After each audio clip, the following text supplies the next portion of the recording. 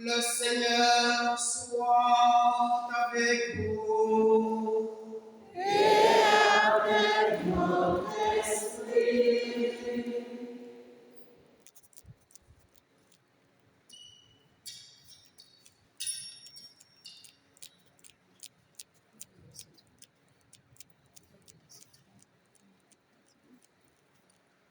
En ce temps-là, Jésus disait à ses disciples, « Heureux vos yeux puissent-ils voir et vos oreilles puisqu'elles entendent.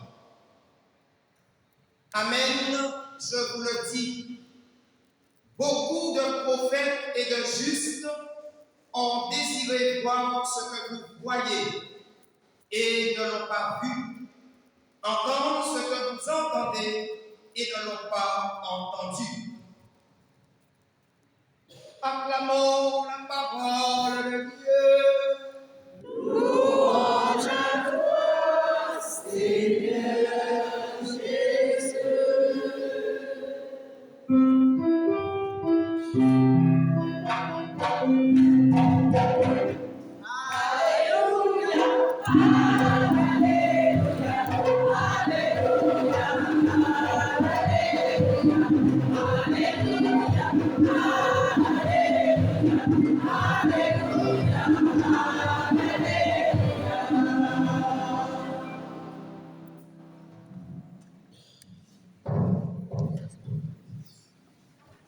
L'Esprit de Dieu repose sur moi.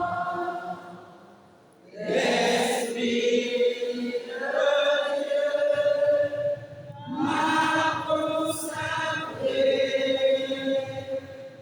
L'Esprit de Dieu m'a envoyé proclamer la paix, la joie. Chers amis, chers bien-aimés, nous sommes à une fête, la fête de la sainteté. Et quand on fête, on ne parle pas beaucoup, on mange bien, on boit bien, on danse, on a le café, le pouce-café. La fête de ce soir, c'est donc de manger la sainteté. Parce que tu manges, tu deviens ce que tu manges. Il y a des médecins ici, Hippocrate a dit, ce que tu manges, tu le deviens. Ton médicament, tu le deviens. Quand tu manges la sainteté, tu deviens saint. La logique de cette fête, c'est donc manger la sainteté, boire la sainteté, danser la sainteté, vivre la sainteté, annoncer et témoigner la sainteté. C'est celle que nous célébrons de Saint Joachim, de Sainte Dame. Parce que nous célébrons leur sainteté. Le jour du baptême, nous avons été sanctifiés. Nous sommes mis à part. Il faut la définir. La sainteté, c'est ce don, cette vie, cette capacité de vivre autrement et hautement les grâces que Dieu nous a données. Se vivre différemment, mais avec une manière de contaminer une belle contagion par cette virus. C'est pourquoi, pour ne pas être long, je voudrais prendre la logique de la fête. Mais qui nous invite? C'est Dieu qui nous invite. Parce qu'il est trois fois saint le Seigneur, Dieu de l'univers, trois fois saint le Seigneur, le Fils de David, trois fois saint le Seigneur, il est nous sauver, il est notre salut, il est notre vie, il est la lumière, il est notre salut, il est notre vie, il est la lumière. Je serai à la maison. Mais Dieu est combien fois saint? Il est trois fois saint. Et il nous cède une sainteté. Nous l'avons reçu le jour du baptême. Le jour du baptême, tu es saint. On va conjuguer le verbe saint avec saint au présent de l'indicatif. Allons, je suis saint. Tu es saint. Il est saint. Elle est saint. Nous sommes saints. Vous êtes saints. Ils sont saints. Elles sont saints. Nous avons une vie hautement et autrement à vivre parce que nous avons l'Esprit Saint en nous, cédé, donné, reçu le jour du baptême. Donc celui qui nous invite, c'est le Dieu trois fois saint. Il nous invite à manger la sainteté, à boire la sainteté. Ce n'est pas difficile. Elle est potentiellement en nous. Nous l'avons étudié. Trois énergies, énergie potentielle, cinétique et mécanique. Elle est donnée en nous, cette énergie. Elle est donnée en nous. Et donc, il faudrait qu'elle circule. La cinétique, il faudrait qu'elle bouge. Et mécanique, il faut qu'on la travaille. C'est chaque fois que nous venons à la messe, chaque fois que nous prions, chaque fois que nous vivons l'adoration, chaque fois que nous vivons la pratique de la charité, cette sainteté s'améliore, s'augmente, comme diront les économistes, elle se maximise. Mais elle est déjà donnée. C'est pourquoi nous devons aller à Jésus Académie pour vivre la chimie de la sainteté. La chimie de la sainteté, c'est comme la chaleur reçue est égale à la chaleur cédée. L'amour reçu est égal à l'amour cédé. Oui, la chaleur, la sainteté que je reçois de Dieu, je la communique, je la partage comme une chaleur, comme un bouillon bien chaud et qui chauffe. Donc, la sainteté se communique, se partage. Et c'est pourquoi nous fêtons Saint-Antoine, Sainte-Anne, ces joies chères, parce qu'ils ont reçu la sainteté et qu'ils ont cédé et donné à Marie. Et Marie n'a pas gardé la sainteté en elle, elle l'a cédée. Elle est partie rendre visite à sa cousine Elisabeth. Elle est là avec les apôtres, elle est là au Sénat. Elle ne sait que la partager. Oui, la chaleur reçue est égale à la chaleur donnée ou cédée. C'est la chimie. Et la chimie de la sainteté reçue est égale à la sainteté donnée. Chaque fois que nous fêtons les saints, nous fêtons cette communication, cette chimie, ce partage de la sainteté. Et nous en avons besoin. Ce n'est pas une affaire de Sainte-Anne, ce n'est pas une affaire de Saint-Joseph. C'est une affaire de nous, parce que nous sommes des enfants des saints. Nous sommes des enfants, notre Père est trois fois saint. Et si nous ne sommes pas saints, nous sommes à côté, parce que nous sommes illuminés, éclairés par cette sainteté. Nous sommes habités, dynamisés par cette sainteté. Et cette sainteté est comme une lumière, elle nous éclaire. Une petite histoire. Un enfant jouait dans la forêt, et il remarque une petite boule lumineuse. Il dit, qu'est-ce qui se passe? Et il va prendre cette petite boule lumineuse. Il dit, mais elle est claire. Et plus elle a tapé, plus la boule s'éclairait davantage. Il dit, bon, je ne la mène pas dans la maison, je la mène dans ma chambre. Il a gardé la boule lumineuse chez lui, dans sa chambre.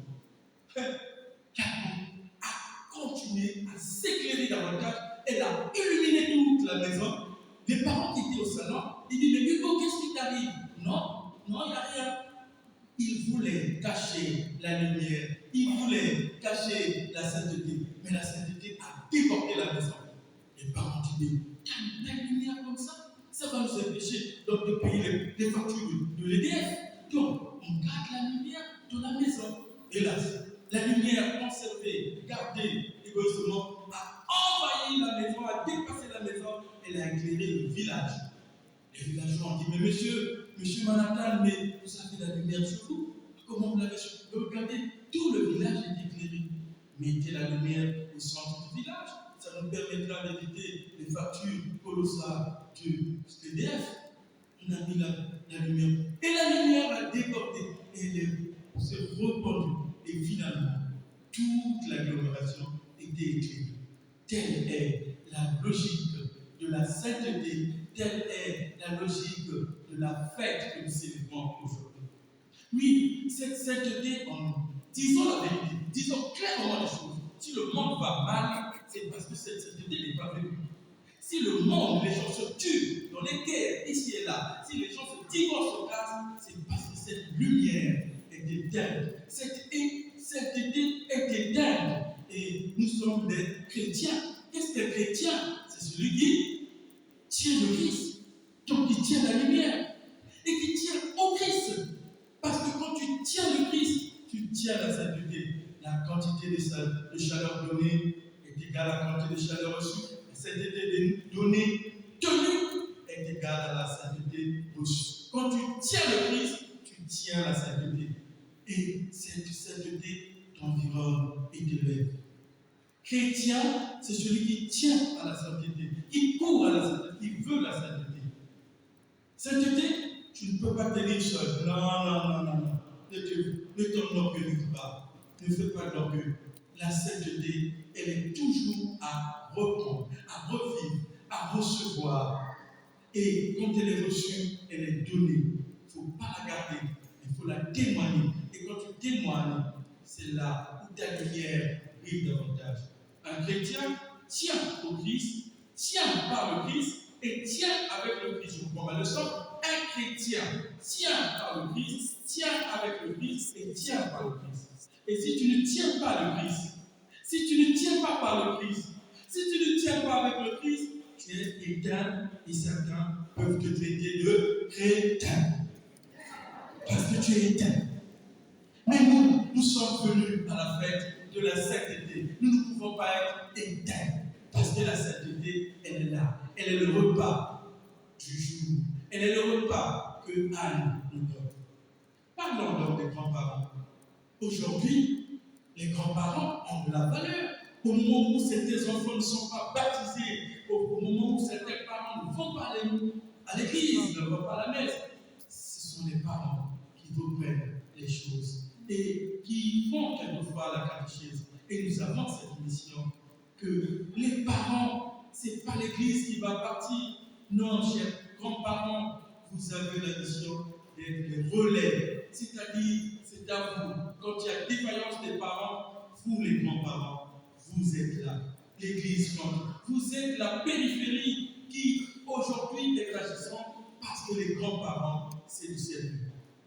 Il y a certains lieux où on fait beaucoup mettre les parents. C'est normal, ils sont malades, ils sont peut-être des grands-parents, ils ont mérite des soins, mais, excusez-moi, venant d'Afrique, peut-être qu'on n'a pas les moyens de créer des EHPAD.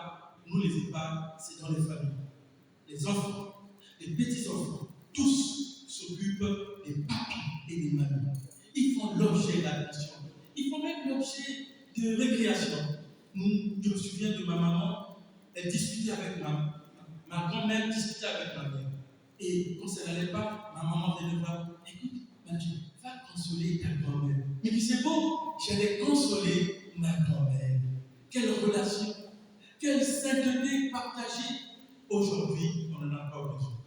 Il y a des enfants qui ne sont pas baptisés. Les grands-parents, les parents disent on va attendre qu'ils soient grands, qu'ils soient mûrs, qu'ils prennent leurs décisions. N'attendez pas ces décisions. Parce que ces enfants qui portent les pantalons rouges, jaunes, verts, n'ont pas décidé de porter les pantalons jaunes, rouges et verts. C'est les parents. Alors pour le baptême, ne tardez pas. Vous les attrapez, prenez les petits enfants, vous les amenez au lavabo, vous bénissez-les, parce que par le baptême, vous êtes prêtre, prophète et roi. En attendant le baptême officiel du curé, vous baptisez déjà l'enfant. Un baptême anticipé. Écoute, avant que tes parents ne permettent le baptême, je te baptise au nom du Père. Par mon baptême, je prends autorité et je te baptise pré-baptême de notre Père. C'est déjà un peu important que de laisser les enfants sans baptême. Les papilles et les mamies ont encore leur place dans la catéchèse, mais surtout et surtout, toujours la place dans la famille. Nous n'avons pas à les laisser, nous n'avons pas à les négliger. Au contraire, ils sont le centre. Nous avons les enfants qui sont au centre, mais plutôt, c'est dans les grands-parents qui sont au centre. La sainteté de Marie, d'après vous, elle vient d'où? Elle vient de ses parents. Ce sont ses parents qui l'ont amenée à l'église, déjà dès l'enfance. Marie, enfant, était déjà conduite à l'église. Elle était déjà consacrée à Dieu. Bien que la Trinité l'ait préparée, parce que c'est la seule dont Dieu a préparé la maison, parce qu'elle devait être la mère de son fils. C'est la seule maman qui a été choisie par le Fils. La seule maman choisie au monde par son Fils. Jésus a préparé sa mère pour qu'elle soit sa mère, parce qu'en elle, elle venait prendre chair. Le Saint-Esprit a préparé le tabernacle. La sagesse a bâti sa maison, elle a dressé sa table. Le Père, le Fils et le Saint-Esprit ont préparé Marie. Mais cependant, Joseph et Joachim et Anne ont préparé aussi Marie. Donc c'est de part et d'autre. Et nous voyons comment l'alliance se célèbre dans une fête. Il y a le ciel, il y a la terre. Et la sainteté, c'est dans ce carrefour, dans ce croisement. Chers amis, nous ne pouvons pas aller loin si nous ne croisons pas, si nous ne permettons pas cette audience, ce carrefour, ce rond-point, ce rendez-vous du ciel et de la terre. Et nous en avons besoin pour tout, mais pour toute action humaine, sociale, même économique. On peut vous le démontrer. L'économie, le social, sont orphelins de religieux. Et le religieux est là. Les grands-parents ont de la place. Puisque le thème c'est la périphérie, c'est pas une opposition de pousser les grands-parents vers la grande périphérie. Non, il y a plusieurs périphéries. La périphérie immédiate et la périphérie lointaine. Mais les grands-parents doivent être autour de nous. Et c'est des bénédictions. Il y a un cycle de bénédiction avec les grands-parents que nous oublions. Et ils n'avons jamais demandé la bénédiction des parents. Je vous assure, beaucoup de choses marcheraient dans les familles, dans nos sociétés, si nous prenons la bénédiction des grands-parents. Mais est-ce qu'ils se souviennent? Est-ce qu'ils se rendent compte de cette sainteté potentielle, de cette énergie potentielle que les parents, les grands-parents ont? Chers amis, je ne m'en fais rien sans les grands-parents. Les grands-parents, c'est la bénédiction pour contrer et contrecarrer les malédictions. Parce que les grands-parents sont en quelque sorte la clôture. Vous savez, la vie est une articulation du clos et de l'ouvert. Il faut savoir s'ouvrir et il faut savoir se fermer. Et les grands-parents protègent. Les grands-parents, en quelque sorte, mettent le pied. Chez nous, on dit, ils mettent le pied. Ton grand-père, ta grand-mère, si vous avez oublié, n'oubliez pas, au moins d'offrir les messes pour vous. Aujourd'hui, c'est des références. Et vous, grands-parents, si vous êtes là, voyez ce que Marie est devenue. Avec le ciel et la terre, c'est les grands-parents. Alors, grands-parents, n'oubliez pas votre petite prière. N'oubliez pas votre petit chapelet. Je sais que vous l'avez, même ici, à l'église. Hein? Vous avez vos petits chapelets? Nous sommes à la maison. Et papy m'a dit, présentez âme. Vous avez laissé. Repos. Voilà. Papy, mamie, même si tu n'as pas ton bréviaire, prends le bréviaire de la Vierge Marie. Papy, mamie, ou tes enfants, ou tes petits-enfants, quand ils viennent, la première chose, il faut leur gâter des biscuits, pas trop, après c'est le diabète. Il faut leur donner des bénédictions. Papy, mamie, attrape l'enfant, attrape le petit, bénis-le, bénis-le, souhaite-lui du bonheur, souhaite-lui de l'avenir, ouvre ses chemins, le clos et l'ouvert, qu'il soit protégé. Papier, mamie, exercez vos bénédictions. C'est ce que l'Évangile nous a parlé de certains justes qui voulaient voir cette réalité. Est-ce que Jésus ne parlait pas de Joachim, de Anne et Joachim, en parlant de ces justes voir des merveilles, c'est un peu en filigrane. Jésus n'a pas dit ouvertement que Anne et Joachim voulaient voir les merveilles que voient Marie et Joseph, mais il voulait dire que les anciens prophètes, tous nos ancêtres, nos papis, nos mamies voulaient voir des merveilles. Et c'est-à-dire, c'est tous ceux qui sont passés avant, qui n'ont pas eu l'occasion de bien vivre l'évangile, de bien vivre la fête de la sainteté.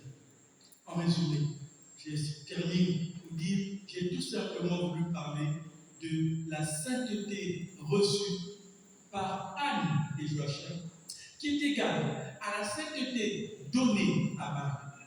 Et Marie a reçu la sainteté, elle l'a communiquée, et jusqu'aujourd'hui, elle vient, elle apparaît à nous, partout avec l'objet, elle communique, elle nous pousse, elle nous envoie vers cette sainteté. Finalement, notre mission, c'est de rendre nos familles saintes. C'est-à-dire, qu'est-ce qu'un saint? Qu'est-ce qu'une sainte? C'est une personne, virgule, dont la manière de vivre est pédagogique pour les autres. Je reprends ma définition. Qu'est-ce qu'un saint? Qu'est-ce qu'une sainte? C'est une personne, virgule, dont la manière de vivre est pédagogique pour les autres. C'est-à-dire, c'est une personne qui marche hautement et autrement. C'est une personne qui parle hautement et autrement. C'est une personne qui partage autrement et autrement. C'est une personne qui prie Autrement et autrement. C'est une personne qui pardonne Autrement et autrement. C'est une personne qui danse Autrement et autrement. C'est la sainteté, la particularité en vivant le don de l'Esprit Saint, en vivant, en donnant le goût de Dieu aux autres, le goût de la vie aux autres, le goût d'une famille, le goût d'une société, le goût d'une relation, le goût d'un amour. La sainteté, c'est le goût du goût. C'est le goût dans le goût que Dieu nous donne